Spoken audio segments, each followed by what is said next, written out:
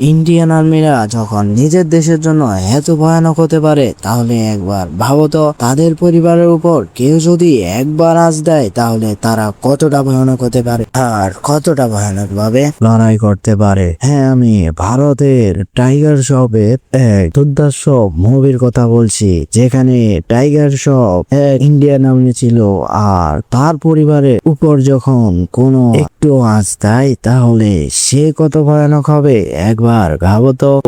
এরকম thriller movie দেখতে দা movie man চ্যানেলটি এখনই সাবস্ক্রাইব করে আর বেল আইকন বাজিয়ে আমার পাশে থাকো, তাহলে আমি ভিডিও বানাতে আরো আগ্রহী হব, যার ফলে আপনারা দি মুভি ম্যান ইউটিউব চ্যানেলে আরো নতুন নতুন ভিডিও দেখতে পারবেন। তাই আমি আশাবাদী আপনারা একটা সাবস্ক্রাইব করে আর বেল আইকন বাজিয়ে আমার পাশে থাকবে।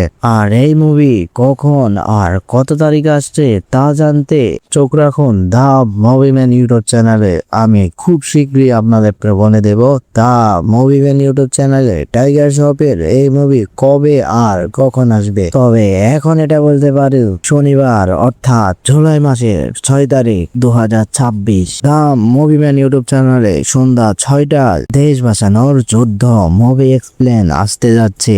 আশা করি আপনারা দেখবেন।